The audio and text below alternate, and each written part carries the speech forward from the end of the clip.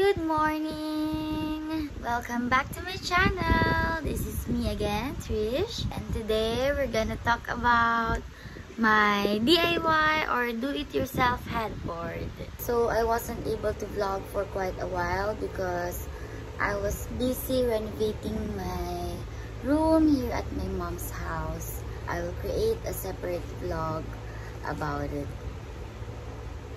Hi, Kuya Ethan. Hello, Tina. Sweet. A little backstory. Nung lumipat kami dito sa house na to, wala pang kalaman-laman, as in empty pa. Pero meron ng kasamang bed frame. Yun nga lang, super pangit ng bed frame. Pero ilang taon din namin yun na pinagtiisan. So eventually, gusto kong maging maayos yung bahay. So, pinaganda ko siya. Ilalagay ko dito sa video yung itsura ng bed frame before. And then, from that, naging ito na yung itsura niya. So, I'm gonna share with you kung paano ko ito ginawa. Ayan. So, unahin muna natin yung pinaka-foundation. This one, ito, foam lang yan. Mukha siyang bato, no? Pero nabili ko lang yan sa Lazada. Foam lang siya. Nakadikit siya sa plywood. So, may mga scrap ako na plywood from events. Hinabuo ko siya. Ganyan, maliit lang. Console table yung peg niya. So, in my head, alam ko na papatungan ko siya ng mga ganyan, ng mga display. Tapos, so, ganun lang kasimple. Pinabuo ko. Siyempre, sinukatan ko. And then, ito, dinidikit lang to. So, parang naging mini office ko siya. Kasi, minsan, dito ako sa bed. Nagsusulat-sulat. Tapos, so, ayan. Itong love is the greatest gift na yan. Matagal na yan. Sa old house ko pa, sa old room ko pa, talagang frame ko na siya. So, dinala ko lang siya. And then, pro tip. So, syempre, diba, nakita natin yung mga house ng mga influencers, mga elitista, ang daming mga Louis Vuitton boxes, ganyan. Ang ganda ng display nila, diba? Although, yung iba, sa akin, talagang meron akong mga small boxes for original items. Pero for this, bumibili lang ako ng mga paper bag and boxes for display, for the purpose of display lang. Kasi wala naman nagsabing bawal yun, 'di ba? I mean, if you want it, dahil yun yung motif ng kwarto mo, why not? Ako kasi ganun yung peg ng room ko today. Ganun yung peg ng room ko. So, kagaya niya, Hermes na yan. Box lang yan. May mga books. Mga binabasa ko na books yan. This one, yung For You, My Soulmate. Gift sa akin yan ng husband ko. And then, yung mga iba. Nabili ko. Yung Debt Free, Tough and Tender. Everyday Sacred. Gift sa akin yan ni Mami Lily. And then may planners. And then another books. May calculator. And then this one, yung Coke na yan. For events siya dapat. Binili ko siya for events. Pero later on, na-realize ko na hindi pala maganda yung mga small items for events. So yan, tinabi ko na lang siya. Marami pa yan dapat kaso nakawala-wala na. Dahil nilalaro ni Athena.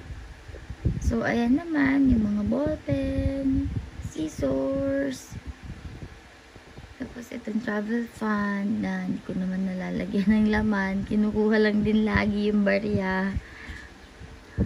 So, nabili ko naman to sa AliExpress. May calculator ako.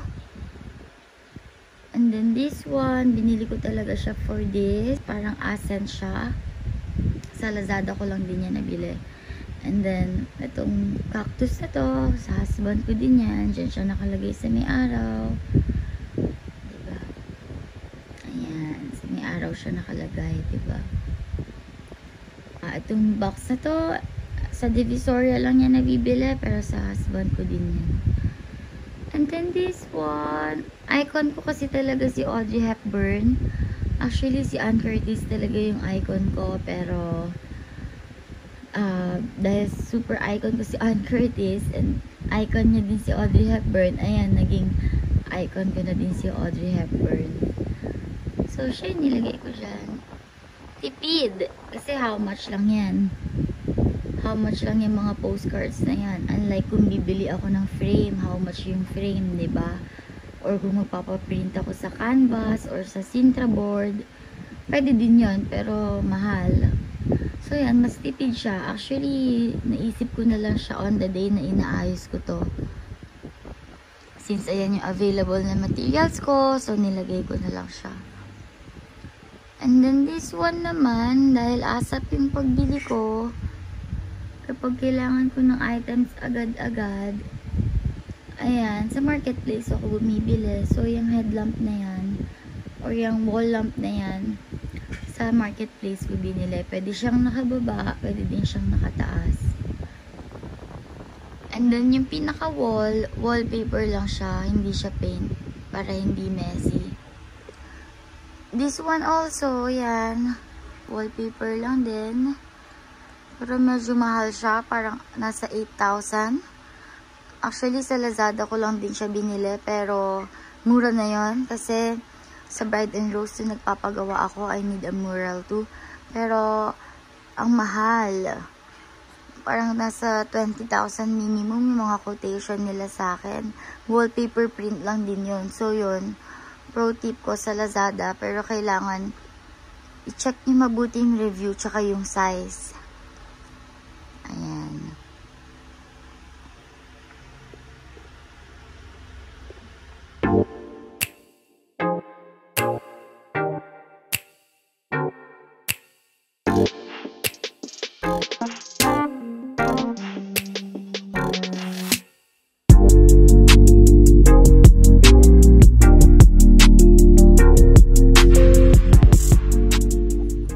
Ito naman yung kaduktong ng headboard ko. So, ito yung isa ko pang display area dito sa house namin, sa room namin. Ayan.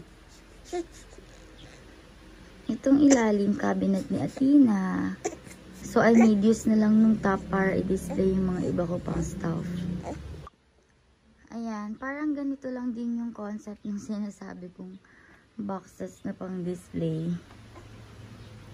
Ayan. Dami book lang yan. So, hindi siya totoong book. Pero mukha lang siyang book.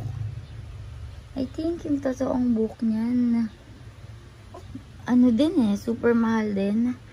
Pero ito, for decor purposes talaga siya. Dami book lang siya. Ayan. So, parang ganon.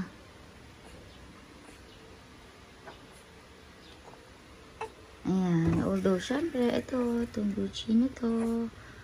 Watch ko yan. Gift ko for myself nung Christmas. Ito, gift sa akin ng husband ko. Ayan. Ito, LV na scarf. Ayan.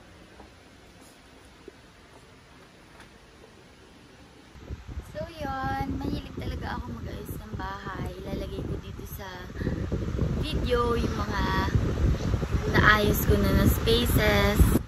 So, noon pa man, kahit na hindi naman ako mayaman, hindi naman talagang kagandahan yung mga bahay namin, mahilig ako mag-ayos ng mga budget lang. Budget-friendly na gamit or mga techniques para magmukhang mahal yung itsura kahit na mura lang naman siya. Like this one. Diba? Around 16 years old ako nag-start. Mahilig ako mag-ayos ng mga nagiging bedrooms ko or spaces ko.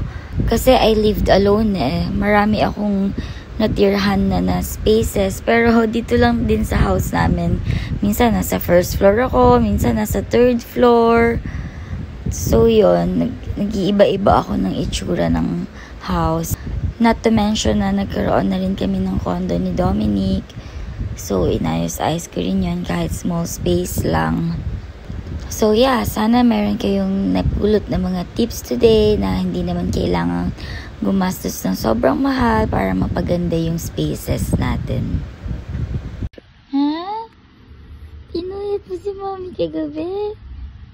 Ha? Bait-bait naman. Ang bait naman. Kaso pinuyat si Mommy.